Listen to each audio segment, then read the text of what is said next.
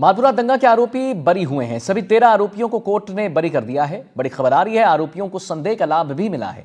Police की जांच पर कोर्ट का सवाल है कि 3 जांच अधिकारी के बावजूद ठीक से जांच क्यों नहीं आखिर की गई। आरोपियों के वकील की कोर्ट में दलील है, सभी गवाहों के बयान विरोधाभासी हैं। ये आरोपी जो है वकील कह रहे हैं। गवाहों ने आरोपियों के चेहरे ढके होने की बात कही है। पुलिस ने वारदात में इस्तेमाल हथियार बरामद नहीं किया है। घटना के वक्त इलाके में धारा जो है 144 लागू थी।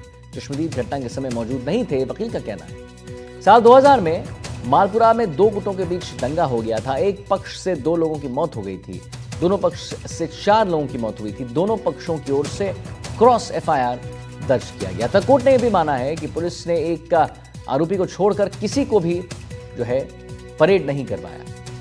आपको बता दें कि मामले में शहजाद ने मालपुरा थाने में जो है रिपोर्ट दर्ज करवाई थी। रिपोर्ट में एक गुट के लोगों ने उसके भाई और चाचा मोहम्मद सलीम और मोहम्मद अली की हत्या की बात कही।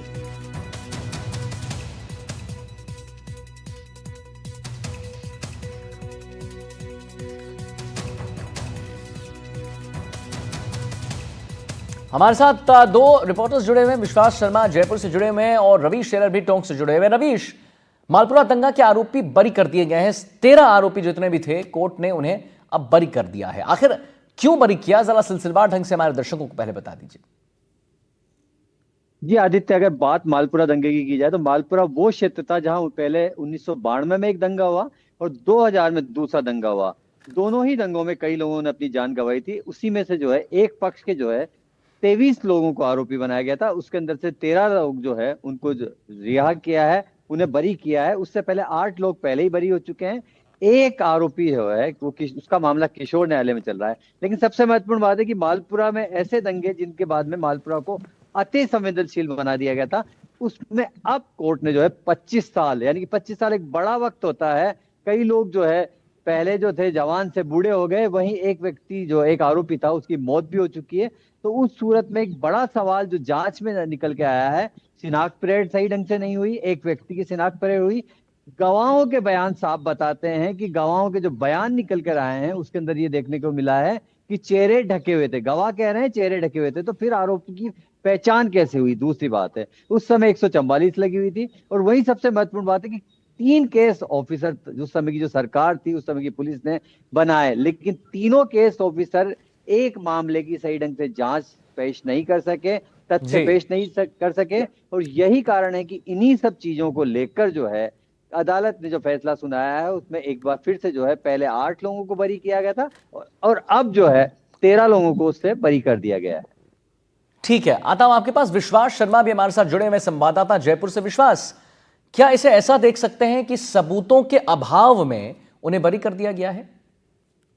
जी बिल्कुल, सबूतों के अभाव में ही उन्हें बरी बरी किया है। और जो विशेष कोर्ट थी उसने कल नाराजगी भी इस बात पर जाहिर की कि 3 अनुसंधान अधिकारी थे, दोनों 2 अनुसंधान अधिकारी जो थे वो सीआईडी से शामिल थे इस पूरे घटनाक्रम की जांच में, लेकर उसके बाद भी सबूत पूरी तरह से नहीं जुटा पाए। जो हथियार जिससे हत्या का होना बताया गया वह हथियार नहीं जुटा पाए कोई भी अनुसंधान अधिकारी। उसके अलावा शिनाख्त परेड नहीं करी, केवल एक ही आरोपी की शिनाख्त परेड करवा पाए। और उसके अलावा जो गवाहों के बयान जो फाइल किए गए वो भी विरोधाभासी थे। और उस घटना के वक्त 144 लगी हुई थी और इस बात का जो उसमें पूरे घटनाक्रम में जिक्र उस तरह से नहीं किया गया। और जो बचाव पक्ष के वकील थे उन्होंने इन्हीं दलीलों को कोर्ट में इस्तेमाल किया और अपने जो मुवक्किल थे उन्हें बरी करवा दिया।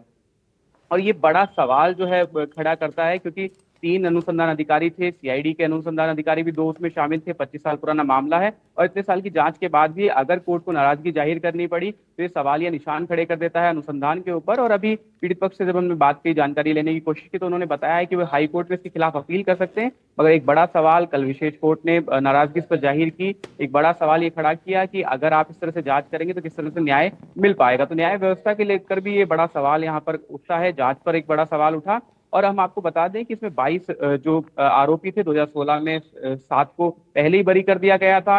एक जुवेनाइल कोर्ट में है, एक आरोपी की मौत हो चुकी है और 13 जो आरोपी हैं उनको कल बरी कर दिया गया है। इसके अलावा जो दूसरे पक्ष की ओर से जो केस इसमें दायर था उसमें दिसंबर में एक फैसला आया था जिसमें हरिराम माली की मौत के एवज में 8 आरोपियों को उम्र कैद की सजा सुनाई गई थी। और जो अन्य 5 आरोपी थे जिसको कैलाश माली की केस में सजा सुनानी थी उनको उससे पहले ही बरी कर दिया गया था। तो इतने आरोपी बरी हो गए, सबूतों का अभाव था, अनुसंधान अधिकारी जांच को पूरी तरीके से नहीं कर पाए, सही से नहीं कर पाए, जो साक्ष्य जुटाए जाने चाहिए थे वे नहीं जुटा पाए, जिस हथियार से हत्या होना बताया गया उस हथियार को नहीं वो ढूंढ कर ला पाए, गवाहों के बयान नहीं करा पाए सही से। विरोधाभासी काफी बयान रहे कि गवाहों ने कहा कि जो आरोपी थे जिस वक्त घटना हुई उन्होंने अपनी शक्ल ढकी हुई थी, तो शिनाख्त कैसे हुई इस बात का जवाब वे कोर्ट में नहीं दे पाए, और शिनाख्त परेड भी केवल एक ही आरोपी की करा पाए। तो ये जो पूरा घटनाक्रम है इसमें सवालिया निशान खड़े किए। कोर्ट ने नाराजगी जाहिर की बार बार कि अनुसंधान अधिकारी किस तरह से जांच कर रहे हैं, और सीआईडी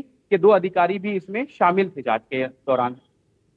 चलिए ठीक है, बहुत बहुत धन्यवाद करेंगे आपका महत्वपूर्ण जानकारी देने के लिए। विश्वास को आपने सुना, संवाददाता जयपुर, और रवीश टेलर जी को आपने सुना जो टोंक से हमारे संवाददाता थे। आइए अब आगे बढ़ते हैं। बालोतरा